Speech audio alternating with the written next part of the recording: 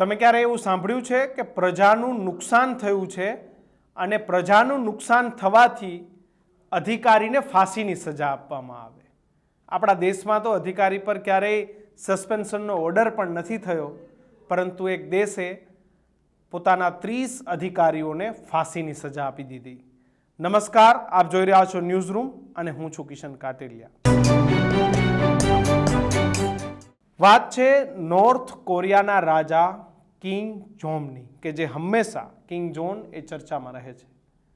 North કોરિયામાં એક પૂર આવ્યું, એક વરસાદી આફત આવી અને વરસાદી આફતની અંદર નોર્થ કોરિયાના 4000 લોકોના મોત થયા, એમના જીવ ગયા અને સાથોસાથ લાખો કરોડો રૂપિયાની જમીન છે એ જમીન ત્યાં બરબાદ થઈ ગઈ.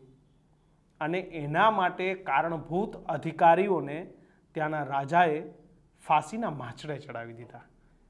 કેટલી જોરદાર વાત લાગે, કેટલી સરસ વાત લાગે કે ભાઈ કુદરતી આફત આવી, એ કુદરતી આફત, એ કુદરતી પૂર, એને એઝ અ અધિકારી તમે નથી રોકી શક્યા. તમારું પાપ છે, તમારી જવાબદારી હતી અને તમે તમારી જવાબદારીને નિભાવી શક્યા નથી અને તમારા કારણે 4000 જેટલા લોકોના જીવ એ નોર્થ કોરિયામાં ગયા છે. એટલા માટે તમને ફાંસીની સજા મળશે. આવા 30 અધિકારી, સિનિયર અધિકારી કે જેને કિંગ જોને ફાંસીના માંચડે ચડાવી દીધા.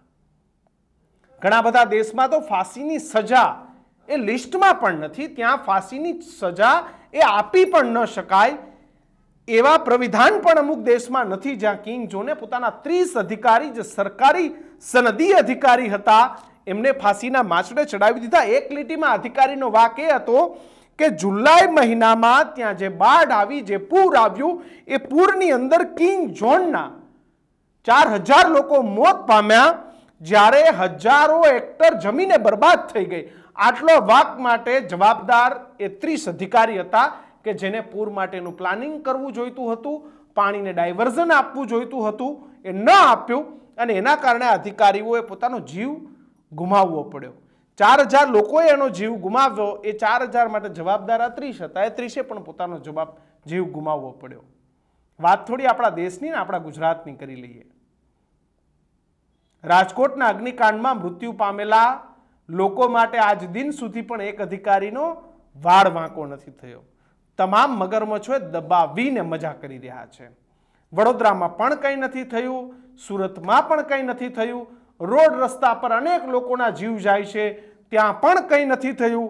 ખરાબ ખાવાનું ખાવાથી આપણા દેશમાં અનેક લોકોના મોત થાય છે, ત્યાં પણ કંઈ નથી થયું. અને આવી કંઈક ઘટનાઓ એ આપણા દેશમાં રોજબરોજ બને છે. પણ સાહેબ, આજ દિન સુધી આપણા દેશમાં એક પણ અધિકારીને એની જવાબદારી બદલ ફાંસી તો શું, સસ્પેન્શનની પણ સજા કરવામાં નથી આવી.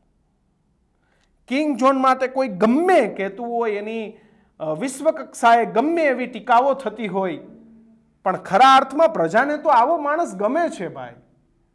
ભલે કડક છે, રૂઢિચુસ્ત છે, એના નિયમો જબરજસ્ત છે, એ દેશ ઉપર એ લોકશાહીનું પૂર્ણ પાલન નથી થવા દેતો, પણ જ્યારે એના જ